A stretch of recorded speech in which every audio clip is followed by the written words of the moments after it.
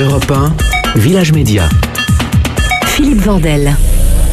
Zemmour et Nolot, Éric Zemmour et Éric Nolot sont les invités de Village Média et je vous présente Julien Cazard qui s'est intéressé au duo. Ah, quel bonheur de voir en face de moi ces deux monstres du petit écran. Alors, c'est pas une critique sur le physique, parce qu'on n'attaque pas le physique, comme on n'attaque pas la famille, on n'attaque pas non plus le Mont Ventoux par la face nord en slip au mois de novembre. Bref, je dis ces deux monstres, c'est au sens latin du terme, au sens monstro, celui que l'on montre. Eh frérot, t'as vu c'est les dégâts de la télé, franchement, ils font trop gaulerie. Ils font trop gaulerie. Et oui, le mot est lâché, bienvenue dans la société française, car aujourd'hui, ils sont entrés au panthéon des duos comiques. Et oui, dans la lignée de Poiré et Serrault, Marie-Fred, Eric et Ramzy, Laurel et Hardy, Forisson et Dieudonné, qui est peut-être le plus drôle de loin, mais parfois incompris malheureusement. Le duo ici présent, lui, ne s'est pas formé par hasard, le destin les a réunis, et ce malgré des parcours très différents. Éric Nolot, né en 61, un 11 mars. 11 mars, comme Laure Adler et Denis Podalides. Ça sent déjà bon la gauche confort qui déglague la loi travail devant un bon spritz au canal Saint-Martin. Éric Zemmour, lui, né en 1958, un 31 août, comme Maria Montessori, qui créa la fameuse méthode d'éducation où il faut laisser l'enfant se développer sans trop d'autorité. Et ça nous fait des belles banlieues. Hein, mais allez-y, laissez les gosses faire n'importe quoi. C'est ça, ils vont finir par pisser sur la France et partir à Alep. Et ça sera pas pour acheter du savon. Excusez-moi, ça n'a aucun rapport. Pour le coup, je vois pas le rapport avec Éric Zemmour avec elle. Mais bon, c'est pas grave. Éric Nolot, lui, vit une enfance très heureuse, même s'il est né à Baden-Baden en RFA. Dans les années 60, la RFA, faut aimer les moustaches et les golden showers à l'époque. Aujourd'hui aussi, remarque.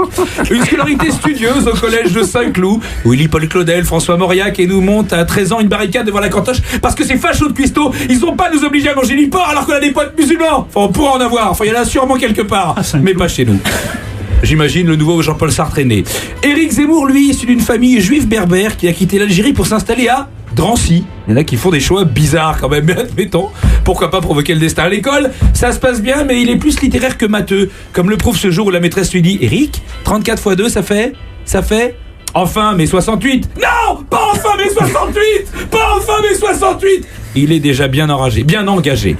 Éric Nolot aura un parcours professionnel de haut vol, écrivain, éditeur et même traducteur. Il obtient le prix de l'UNESCO pour la traduction d'un livre bulgare en 2004. C'est bien, mais vas-y, traduis le discours de Ribéry à Téléfoot en 2010 à Naïsna, et là on verra si t'es si fort, mon pote. Éric Zemmour, lui aussi, embrasse une grande carrière de journaliste politique, même s'il est étonnamment refoulé 2 fois de l'ENA, comme un Portugais en basket à l'entrée du Métropolis. On comprend pas pourquoi il avait sa place. Le quotidien de Paris, le Figaro, Valeurs Actuelles, là, ça sent bon le grand soir et les merguez à la bastoche.